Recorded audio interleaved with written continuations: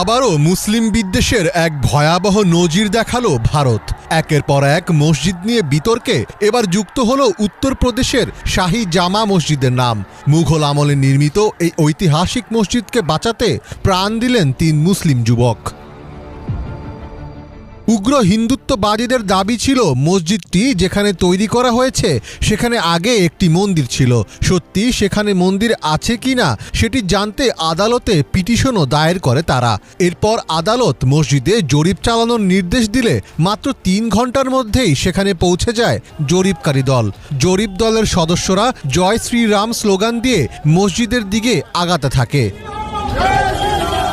এ সময় স্থানীয় হিন্দুত্ববাদী অনেক লোক তাদের সাথে একই স্লোগানে আগাতে থাকে। স্থানীয় মুসল্লিরা মসজিদের বিরুদ্ধে ষড়যন্ত্রের অভিযোগে জরিপ কাজে বাধা দিলে শুরু হয় তুমুল সংঘর্ষ। বিক্ষোভকারীদের দমাতে সর্বোচ্চ শক্তি প্রয়োগ শুরু করে পুলিশ। এ সময় পুলিশ গুলি চালিয়ে নাইম, বিলাল এবং নোমান নামের ৩ মুসলিমকে হত্যা করে। পাশাপাশি নারীসহ আরও অন্তত ১৫ জনকে গ্রেফতার করে পুলিশ। তবে অবাক করা বিষয় হলো এত কিছুর মাঝেও জরিপ কাজ বন্ধ করা হয়নি। আদালতের নির্দেশ অনুযায়ী মসজিদটির বিভিন্ন জায়গার ছবি ও ভিডিও ধারণ করে নিয়ে যায় জরিপকারী দল। যেসব হিন্দুত্ববাদী আদালতে পিটিশন দায়ের করেছে তাদের দাবি, সাম্ভালের মুঘল আমলের জামে মসজিদটি তৈরির আগে সেখানে শ্রী হরিহর মন্দির ছিল।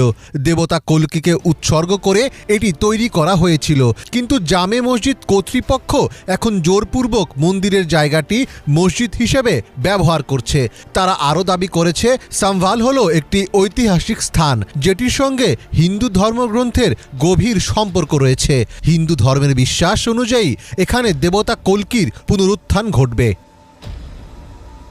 তবে সেখানকার স্থানীয় রাজনীতিবিদ এবং সমাজবাদী পার্টির এমপি জিয়াউর রহমান এ দাবি অসত্য বলে জানিয়েছেন। তিনি বলেছেন, এই জামে মসজিদটি অনেক পুরনো। এছাড়া ১৯৯১ সালে আদালতের একটি রায়ের কথাও উল্লেখ করেছেন তিনি, যে রায়ে বলা হয়েছিল ১৯৪৭ সালের আগে ধর্মীয় স্থাপনাগুলো যেমন ছিল তেমনই রাখতে হবে। এছাড়া সমাজবাদী পার্টির প্রধান অখিলেশ যাদব বিজেপির সমালোচনা করে বলেছেন, ক্ষমতাসীন দল, সরকার এবং প্রশাসন নির্বাচনী অনিয়ম থেকে নজর ঘোরাতে সহিংসতা চালিয়েছে। সমালোচকরা বলছেন, মূলত উত্তেজনা তৈরি করতেই মসজিদটিতে জরিপ চালানোর নির্দেশ দিয়েছে আদালত। নরেন্দ্র মোদীর বিজেপি সরকার ইচ্ছাকৃতভাবে সেখানে উত্তেজনা তৈরি করেছে। তারা মূলত সেখানে রাজনৈতিক ফায়দা আদায় করে নিতে এ কাজ করেছে। সাম্ভালের এই ঘটনাকে ঘিরে রাজ্যে রাজনৈতিক